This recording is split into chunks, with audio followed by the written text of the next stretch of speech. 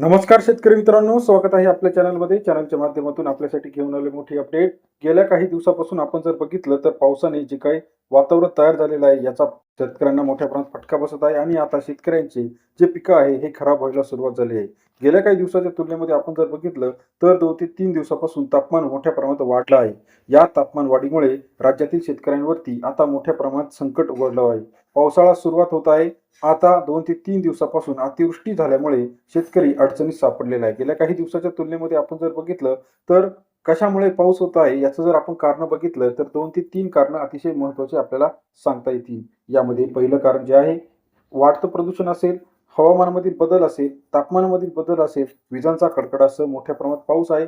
या सर्व घटकांमुळे शेतकरी हवालदिल झाला आहे. राज्यामध्ये गेल्या काही दिवसापासून अतिवृष्टीच्या संकटाला शेतकरी आधीच सामोरे जात होता. त्यातल्या त्यात आता खरीप रब्बीची जी काही राहिलेली पिकं आहे, साठवलेली पिकं आहे यांचं सुद्धा नुकसान होत असल्यामुळे शेतकरी वर्ग हवालदिल आहे.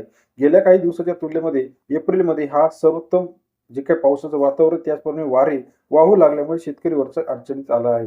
राज्यातील काही भागामध्ये आता 24 तासामध्ये मोठ्या प्रमाणात अतिवृष्टीचा इशारा दिला आहे. मग हा जो पाऊस आहे हा शेतकऱ्यांची रोपे असतील, त्याचबरोबर डाळिंब असतील, पेरू असतील, त्याचबरोबर फळवर्ग आंबा असेल यांची मोठ्या प्रमाणात नुकसान करताना आपल्याला पाहायला मिळते. मग हा का पाऊस येत आहे तर अरबी समुद्रातील जे काही बदललेलं खवळलेलं समुद्र आहे, अल निनोचा परिणाम आपल्याला यावर्षी पाहायला मिळणार आहे. हवामान खात्याने दिलेल्या अंदाजानुसार आता वाऱ्यांसह मोठ्या प्रमाणात गरमी वाढल्यामुळे पावसाचा इशारा पूर्ण जिल्ह्यांमध्ये दिलेला आहे. पावसाचा राज्यातील अंदाज सर्व हवामान जिल्ह्यांमध्ये आता विभागानं मोठ्या वर्तवलाय. प्रमाणात मान्सून काही येण्याची जिल्ह्यांमध्ये शक्यता मोठ्या प्रमाणात वर्तवली आहे.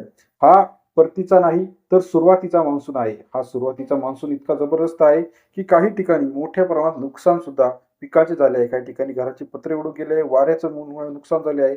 मग अशा परिस्थितीत शेतकऱ्यांनी कोणती खबरबात घेतली पाहिजे आणि कशा प्रकारे या सर्व संकटाचा सामना केला पाहिजे हे आपण आजच्या व्हिडिओच्या माध्यमातून बघणार आहोत. तर सुरुवातीला जाणून घेऊया कोणत्या अशा घटकांमुळे पाऊस होत आहे.